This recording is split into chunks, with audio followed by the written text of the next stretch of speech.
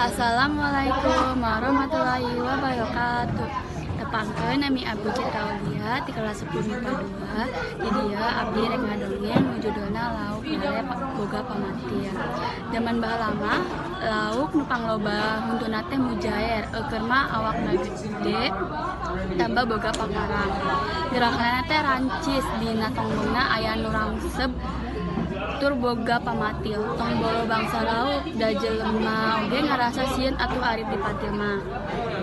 Lauk-lauk harirup ti tumanimah bari nyarantai. Kalem di hiji bolong di sisieun walungan anu dihalangan mungkul ku tambakan taneuh nu teu sakumaha gedena. Hiji waktu manehna ngadenge nu boga balong ngomong ka anakna, "Geus galeudeul geuning lauk teh jang pageto mah urang bedahkeun balong teh."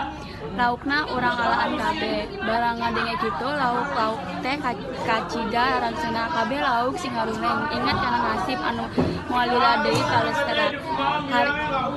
Harita kene lauk-lauk ngayakeun riungan, ngawalakeun kumaha carana sangkan salamet tina bahaya. Lauk emas anu panggedena nanya ka sakadang keuyeub, "Kumaha sakadang keuyeub, sanggup teu Andika nyieun liang pikeun narobos tambakna ka walungan?" "Kapan Andika mah biasa nyieun liang?" Ceuk keuyeub teh.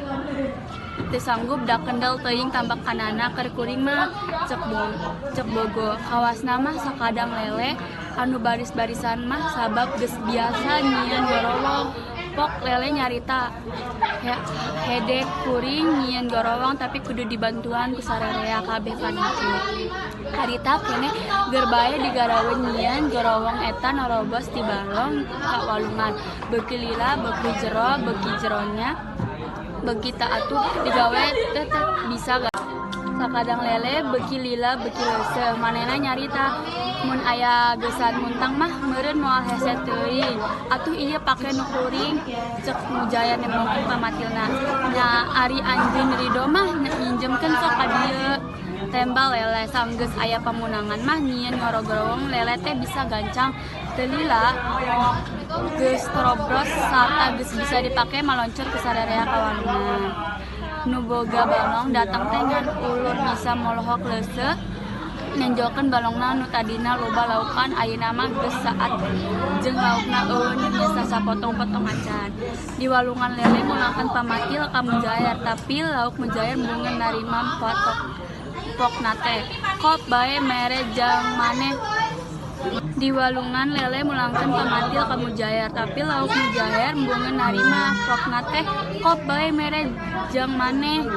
Di tilungan oge kuring mah geus pirang-pirang nuhun. Tah ti saprak harita lauk lele teh jadi boga arti. Tos sakitu wae dongeng ti Abdi. Wassalamualaikum warahmatullahi wabarakatuh.